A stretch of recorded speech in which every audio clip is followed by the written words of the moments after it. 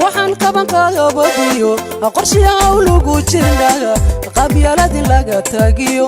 qabiil wax ku qaybsashada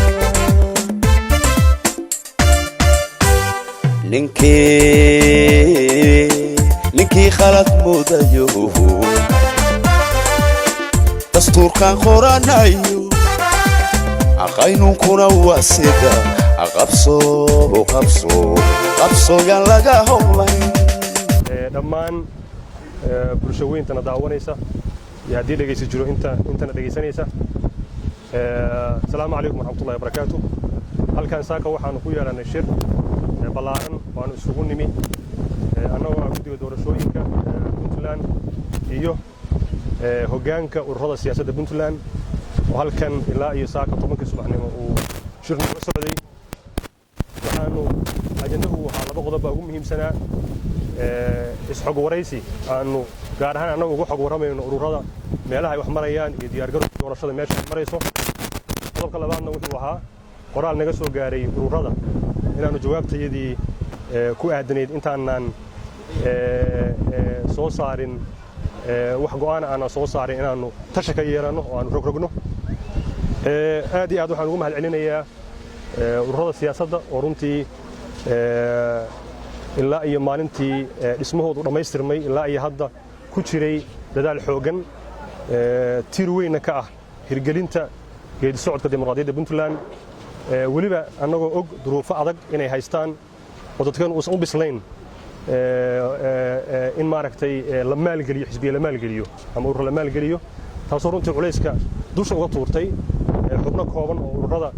ka mid ah oo isxilqaamay si markaa ay uga midha dhaliyaan inuu guulaysto geedi socodka dimuqraadiyadda puntland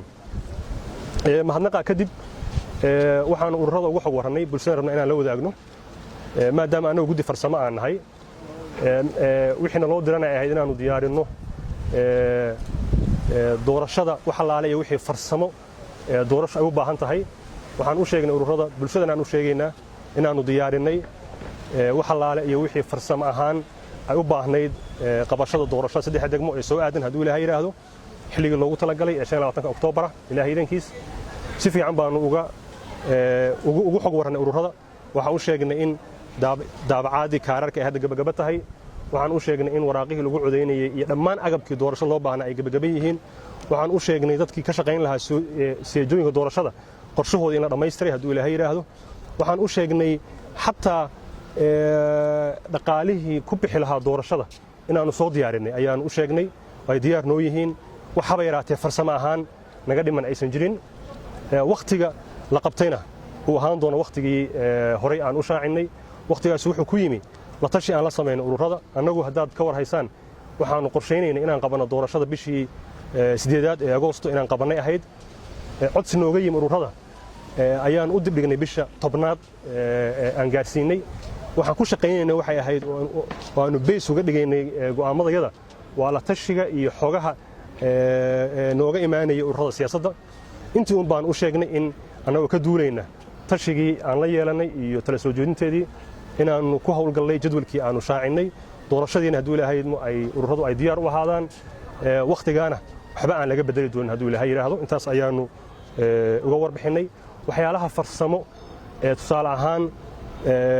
ka baxsan xayndaabka doorashada ama dawladda nooga xiran hadday dhaqaale ahaan lahayd hadday ahaan lahayd dhammaystirka hay'adaha garsoorka hadday ahaan lahayd wax allaaliya wixii farsamo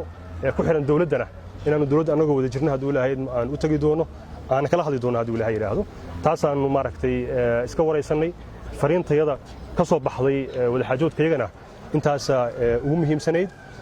liiska soo gudbintiisa oo 4 bisha ahayd September hadduu ilaahay yiraahdo ayaan usbuuc ugu darnay ururada si markaa ay u soo dhamaystiraan 12 bisha inay u soo gudbiyaan liiskii taana waxa ka bedeli maysa ay timeline-kii guud iyo waqtigii guud ee doorashada waxba ka bedeli maysa hadduu ilaahay yiraahdo ma karo ururada inay qorsadeen oo iyadana maaragtay aanu la xalinay waxyaalihii kaloo ku qornaa warqadda ururada oo dhaqaalaha iyo xeerarka ahaydna waxaan iskaga fahnaan wixii dhaqaalahana inaanu dhaqaalaha meeluhu uu jiro aan ka doonano wixii xeer hadda aan laga gaarin samayntiisana waagii insha Allah ay doorasho naga dhamaato inaanu iskaga soo laabanno wixii xeerarkayaga hagaajin u baahan iyo wixii maaragtay dhammaystir u baahan ba'aanu laakiin hadda aysan jirin wax dulduleel sharciyadeeda oo keeni karaya doorashadu maaragtay in la hakiyo ama ay istaagto inaysan jirin waxaan rabaa inaan ku soo gabagabeeyo ururada waxaa naga dhexeeya wadatashi joogto ah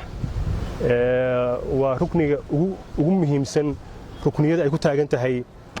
doorashada iyo hirgelinta hannaankan dimuqraadiyadda Puntland sidaas ayaanuna maaragtay mar walba u leenahay wadatashi waa laga yaabaa xalay waxaan u jeeday nin